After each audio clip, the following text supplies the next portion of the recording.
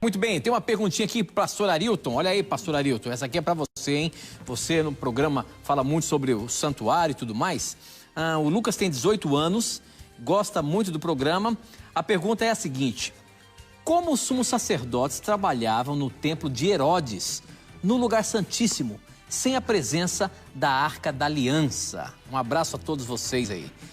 Professor Arilton, essa questão do santuário ali no tempo de Herodes e tudo mais, a Arca da Aliança já não estava mais ali.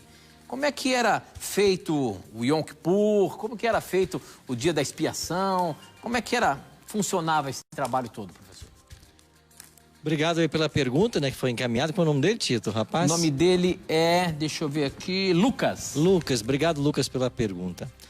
Bom, você sabe que quando Moisés recebeu ordem em Êxodo 25:8 para construir o santuário, foi dado todas as orientações de como ele deveria ser. Os 2 compartimentos, as metragens, os móveis. E lá no Santíssimo foi feita uma arca de madeira de acácia, revestida de ouro, com a tampa completamente de ouro. Em cima dessa tampa de ouro, ali foram os 2 querubins.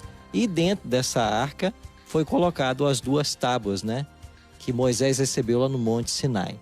Essa Arca da Aliança acompanhou aí o povo de Israel em todo o seu jornadear de 40 anos pelo deserto.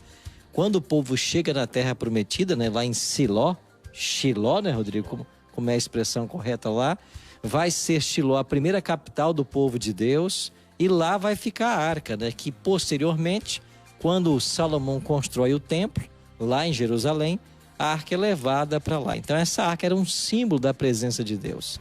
Agora, quando nós chegamos ali, por volta do ano 605, 604, começam a acontecer as invasões babilônicas. E foram 3 invasões, né? 605, 597 e 586. É na terceira invasão que o templo é completamente destruído. E quando o templo é destruído, a Bíblia relata lá no livro de Esdras, no 1º capítulo, que vários utensílios foram levados para a Babilônia. Me parece que 3.500, não me falha a memória, eram os utensílios que foram roubados do templo. Aí já não estava a arca. Por que já não estava? Porque certamente eles esconderam essa arca e ela não foi encontrada.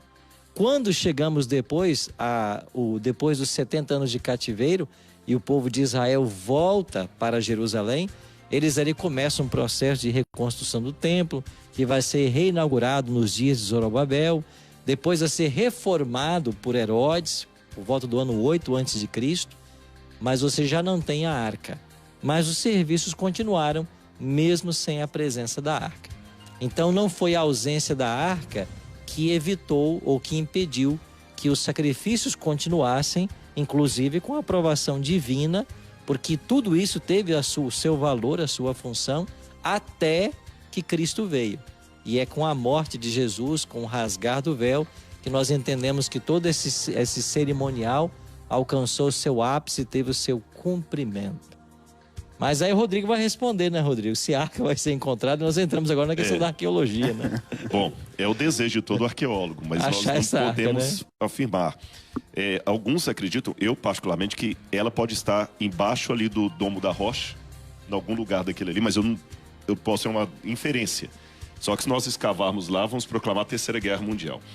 Eu escavei ali sem estar ali. Como? Porque os administradores do Domo da Rocha, para quem não sabe, o Domo da Rocha, quando você vê aquela foto de Jerusalém, aquela cúpula dourada, os próprios administradores ali, que são muçulmanos e jordanianos, tiraram mais de 100 caminhões de toneladas de escombros ali numa reforma clandestina e levaram para perto da Universidade Hebraica.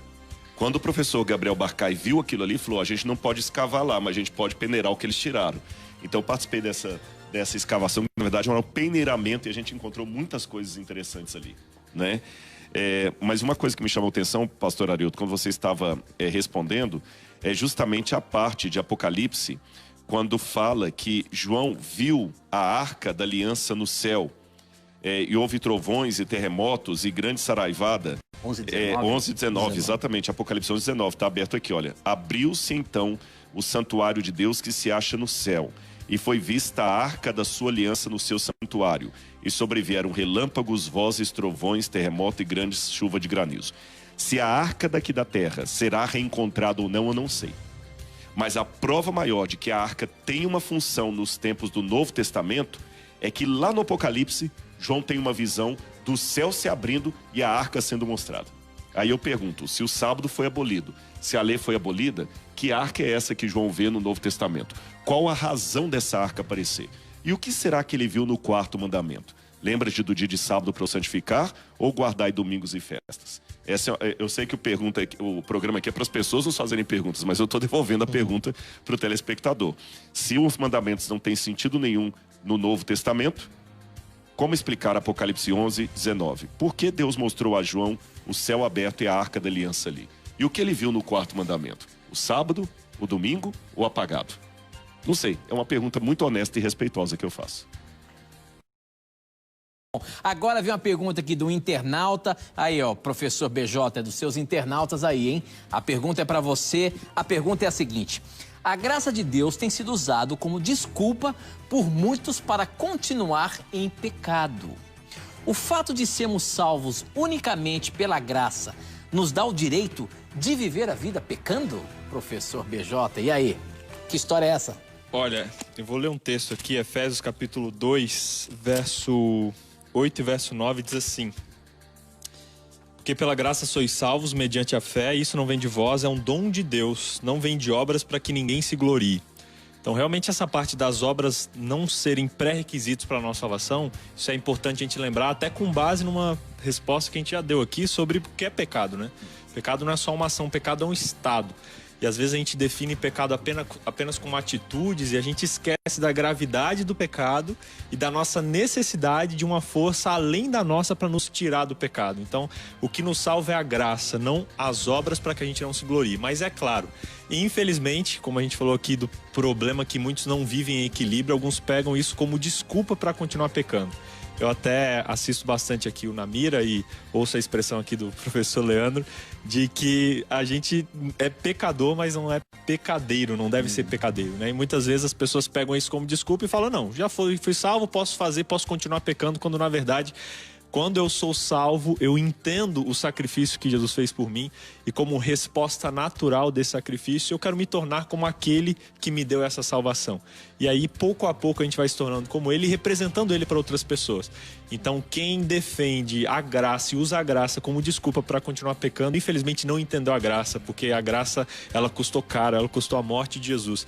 Então isso é mais do que motivo para a gente não usá-la como desculpa para continuar em pecados deliberados e pecando à vontade aí, porque não é esse o objetivo. Eu lembrei, pastores, de uma nota da Bíblia de Estudo Plenitude, uma Bíblia protestante, né?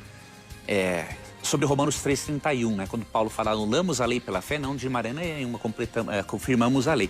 Aí eles falam mais ou menos assim, ó, eles não são defensores do sábado, obviamente, mas olha que interessante argumento, eles falam assim, ó, o próprio fato de Cristo morrer na cruz já prova que a lei é eterna.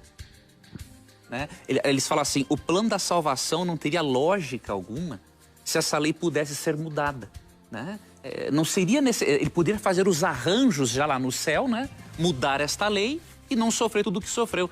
Então o próprio fato dele morrer na cruz mostra o quê? Que a lei é eterna e que a nossa dívida é eterna e que nós não temos como pagá-la. Então não há contradição entre lei e evangelho, óbvio, desde que não coloquemos a lei no lugar errado.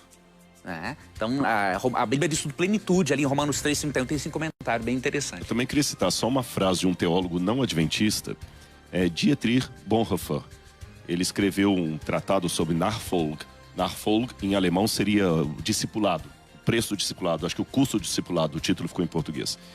E Dietrich Bonhoeffer, ele foi mártir dos nazistas, porque recusou abandonar sua paróquia, essa coisa toda. Morreu 2 dias antes, 2 ou 1 dia antes da guerra acabar, né? Exatamente, estava recém-casado, e ele, nesse livro, Nachfolge, ele fala, cuidado com o mito da graça barata. A graça é de graça, mas não é barata.